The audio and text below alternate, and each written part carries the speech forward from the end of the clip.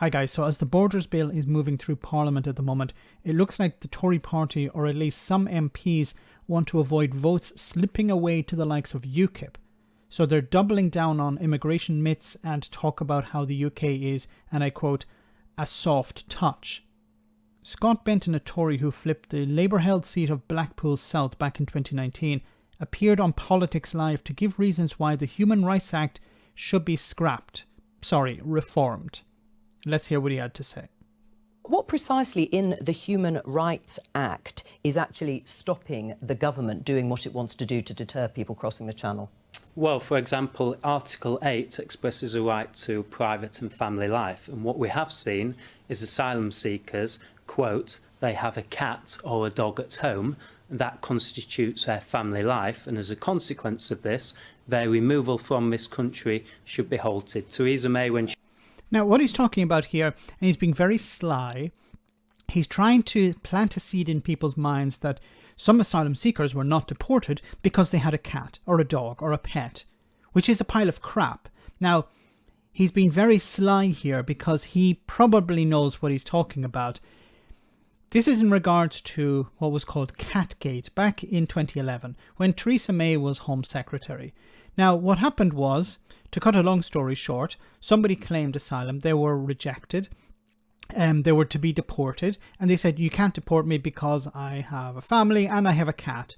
The judge ruling in this case dismissed it, and they were about to be deported, but the problem was not about a cat, was that, well, the Home Office did not follow the guidance correctly. The guidance that they were supposed to follow was 53.4.1. And if we look at 53.4, we can see here children as dependents. The presence in the UK of dependent children under 18 years of age must be taken into account when deciding whether removal of an immigration offender is the appropriate action to take. The family rules set out in Appendix FM contain application routes for those wishing to enter or remain in the UK on the basis of family life with a child. No reference to a cat here. Do you notice? Talks about elderly parents, children, long residence, but no reference to a family pet, a cat, a dog, or something else. So Scott is being flexible with the truth here. She was Prime Minister, highlighted this many years ago. I'll come on to that in a second. The fundamentals of the case were correct. But let's just take what you've said. No. The fundamentals of the case were not correct. The fundamentals were somebody was to be deported and the Home Office did not follow the rules and they were not deported. Nothing to do with a cat. Face value. How would that deter people making that dangerous crossing? Well, because at the moment we're a soft touch. If the UK wasn't a notorious soft touch for illegal immigrants, people would not come here. What precisely in the Human Rights Act is it that you object to? He's saying that the UK is a soft touch because it allows people to stay because they say they have a cat. But that's been proven to be false. So then how can the UK be a soft touch then? If your entire argument is we're not deporting people because they have a cat and that has been proven to be false, then what the hell are you talking about? And that makes us a soft touch. Well, I'm talking more broadly about our asylum and immigration approach. At the moment, we're a soft touch. People know if they turn up to the UK, their process of asylum will take years to determine. They'll be put up in hotels and ultimately they won't be removed. But who the hell wants to stay in a hotel? They'll be stuck in a hotel. They can't buy a house, they can't get a job, they can't do many things that they would like to do. They come to the UK not to stay in a hotel, okay? They come to the UK to claim asylum, to have a better life, to escape persecution. They're not coming to the UK, oh, I want to go to the UK because I can stay in a hotel. I'll be stuck in a hotel for years. Nobody wants to stay in a hotel for years. Maybe Scott would like to be stuck in a hotel for years, but most people don't want that. The idea we're going to basically imprison people, that's being a soft touch? Really? Now, if people are stuck in hotels for years, whose fault is that? Is that the fault of the people, or is it the fault of the government for not processing these claims fast enough? And I'm afraid unless we take away these pull factors, the UK will continue to attract migrants, illegal immigrants, in their thousands. Isn't it ironic that there aren't enough heavy goods vehicle drivers, there aren't enough fruit pickers, there aren't enough people to work in abattoirs, and he's talking about we need to stop people from coming into the country. But also he talked about pull factors. Being stuck in a hotel where you can't basically get out, that's a pull factor.